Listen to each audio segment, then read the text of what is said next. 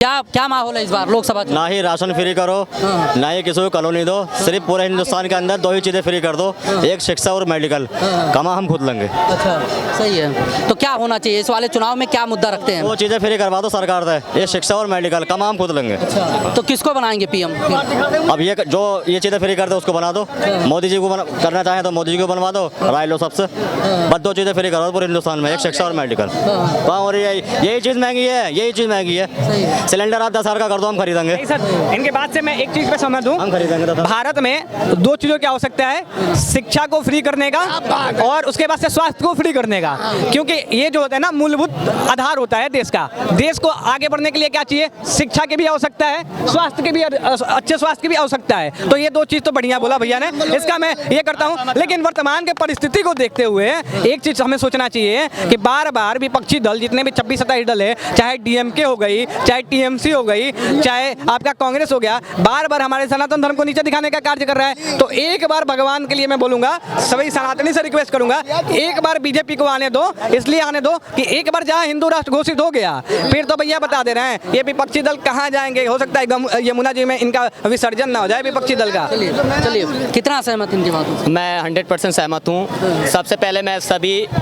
हिंदू भाइयों से ये रिक्वेस्ट करना चाहता हूँ कि देखिए आजकल जो प्रोपोगंडा जो चला रही है विपक्ष कि किसी को यादों में बांट रही है, जातिवाद में, यादों में, हरिजन में, तो मैं सबको एक चीज़ बता रहा हूँ, अगर सनातन रहेगा तभी जाति रहेगा।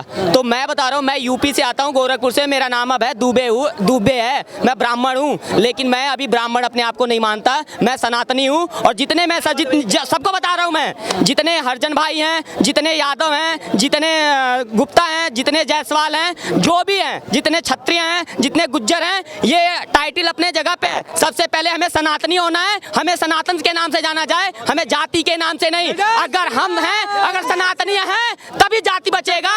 अगर जाति के पीछे अगर टूटोगे फूटोगे तो ना सनातन बचेगा ना जाति बचेगा। तो चुनाव इसी को लेकर होगा इस बार, इसी बात को लेकर तो प्रॉब्लम है भाई, इसी बात को लेकर तो जो है प्रॉब्लम है। विकास की बात करते हैं, लोग बोल रहे हैं कि भैया खाली मोदी जी आ रहे हैं तो सनातन सनातन कह के वोट दे रहे हैं। चलिए विकास गिनवा देते हैं। उज्ज्वला योजना किसको, उसके तहत उनको किसको फायदा नहीं मिला है? ठीक है, चलिए शौचालय 14 करोड़ शौचालय जिसमें कांग्रेसी भी आज कांग्रेसी तो कह रही कि जो शौचालय बनवाए हो या तो ईटा नहीं है वहाँ पर, या तो टंकी नहीं है, पानी नहीं है, या तो उसके ऊपर छत नहीं है, सिर्फ कहने को शौचालय बनवाया गया है। चल के तो देख तो लें, वो चल के तो देख तो लें। उनकी सरकार जब तक थी तब तक बहु बेटियां खुले में शौच करती थी वो, और आज करके जाके देखो एक भी बहु बेटियां रोडों पे नहीं दिखेंगी आपको शौच करते हुए। क्या कर रहे हैं? उनके राज में गुंडा राज था यूपी में, और आज देख लो एक भी गैंगस्टर, एक भी बदमाश कहीं भी कोई दिखाई दे जाए, या तो वो यूपी छोड़ के भाग गया, या वो सब्जी बेच रहा है, सब्जी मतलब छोटा काम कर रहा है, मतलब गायब है वो यूपी छोड़ के, पता है वो मारा जाएगा।